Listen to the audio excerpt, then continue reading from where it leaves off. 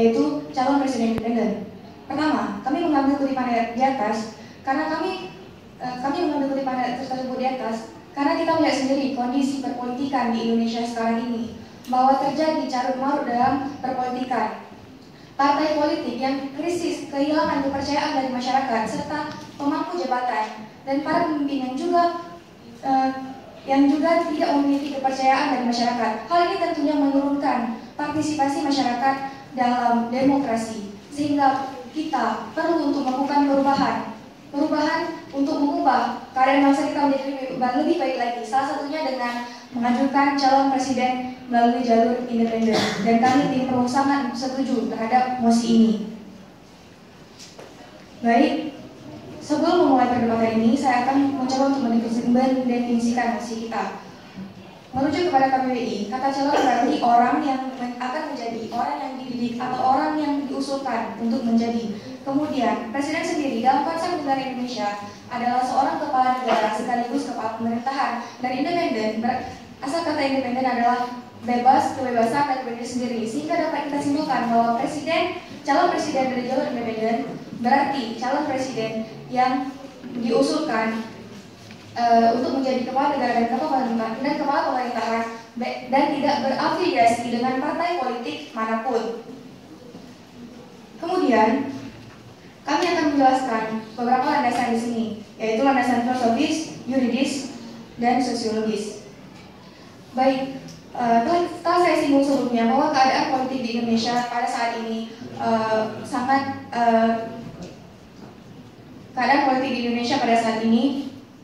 sedang dalam keadaan yang sangat tidak stabil. Oleh karena itu kita perlu membuat suatu perubahan. Das Sein, das Sollen.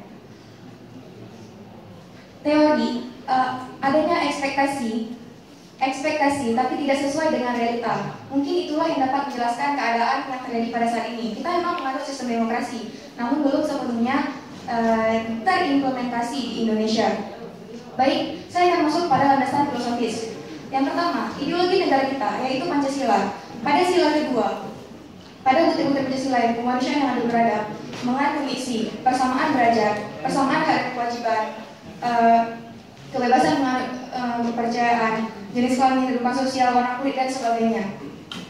Kemudian sila kelima juga berkaitan dengan keadilan, sehingga setiap warga negara berhak untuk mencalonkan diri menjadi presiden melalui jalur independen dan bukan hanya dari jalur partai politik. Karena keadilan merupakan keadilan sosial adalah bagi seluruh rakyat Indonesia. Kemudian berlanjut ke landasan yuridis, yaitu dalam pasal 23 ayat 1 Undang-Undang Nomor 39 tahun 1999 yang mengatur tentang hak asasi manusia. Di sini termaktub dengan jelas hak untuk memilih dan mempunyai keinginan politiknya. Kemudian Undang-Undang Dasar 1945 pasal 28 huruf A sampai J juga mengatur tentang hak asasi manusia yang mengatur tentang persamaan kepada setiap warga negara, sehingga bukanlah sesuatu yang baik bagi kita hanya mengambil para calon presiden melalui jalur partai politik, karena tidak semua warga negara bergabung dalam partai politik dan memiliki keinginan untuk itu. Kemudian berdasarkan asas equality before the law, yaitu kedudukan yang sama di mata hukum. Ini juga mengharuskan kita untuk melihat setiap orang itu sama. Kemudian, mari kita melihat kepada realita sekarang ini. Kenapa harus memilih presiden secara independen? Yang pertama, karena sekarang ini calon independen itu bukanlah sesuatu yang sulit diterima. Mengapa saya mengatakan ini? Kita bisa lihat dari pemilu kada sendiri itu membolehkan calon independen, dan di negara lain juga ada presiden dari calon independen. Dan saya tegaskan sekali lagi, presiden independen. Terima kasih. Assalamualaikum warahmatullahi wabarakatuh. Calon presiden secara independen. Hal ini kita merujuk pada pasal 6A ayat 2 Undang-Undang Dasar 1945 yang berbunyi bahwa pasangan calon presiden dan wakil presiden diusulkan oleh partai politik atau gabungan partai politik peserta pemilihan umum sebelum pelaksanaan pemilihan umum. Dari pasal ini sudah jelas dikatakan bahwa pencalonan presiden perseorangan itu tidak dibenarkan karena bertentangan dengan Undang-Undang Dasar kita, yaitu Undang-Undang Dasar 1945 dan khususnya pada pasal 6A ayat 2. Hadirin yang kami muliakan serta Dewan Juri yang kami hormati, selanjutnya di dalam pasal 8 Undang-Undang Nomor 42 Tahun 2008 tentang Pemilihan Umum Presiden dan Wakil Presiden juga menegaskan secara tegas bahwa calon presiden dan calon wakil presiden diusulkan dalam satu pasangan oleh partai politik atau gabungan partai politik.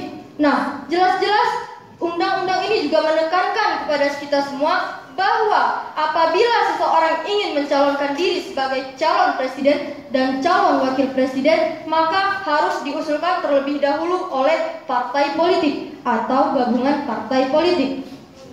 Dewan Juri yang kami hormati serta tim kontra yang tim pro yang kami banggakan dan pengamat hukum yang kami muliakan. Jika ditanya apa itu presiden independen, maka secara bebas kita dapat mengartikan calon presiden independen adalah seorang warga negara yang mencalonkan diri sebagai kandidat presiden pada pemilihan presiden dengan tidak atau melalui partai politik, artinya non-partai politik. Calon presiden independen dapat mencalonkan diri sebagai perorangan atau maupun dari suatu institusi non-partai. Jelas hal ini sangatlah hal yang sangat baru di Indonesia. Karena apabila kita lihat pada kenyataan sebelumnya, di mana pada pemilu-pemilu sebelumnya, seluruh calon presiden atau calon wakil presiden itu merupakan anggota ataupun pemimpin partai politik. Dimulai dari Soekarno dengan PNI atau Partai Nasional Indonesia, kemudian Soeharto yang didukung Partai Golkar atau Golongan Karya, dan selanjutnya Abdurrahman Wahid dari PKB, Partai Kebangkitan Bangsa, yang selanjutnya Megawati Soekarno Putri didukung PDIP, Partai Demokrasi Indonesia Perjuangan, serta Susilo Bambang Yudhoyono yang sempat menjabat 2 kali masa jabatan yang diusung oleh PD atau Partai Demokrat. Dari kenyataan ini kita melihat bahwa selama ini yang menjadi calon presiden atau yang mengusulkan diri sebagai calon presiden dan calon wakil presiden merupakan anggota partai politik. Sekali lagi tim kontra mengatakan bahwa selama ini yang mencalonkan diri sebagai calon presiden dan calon wakil presiden merupakan anggota dari partai politik.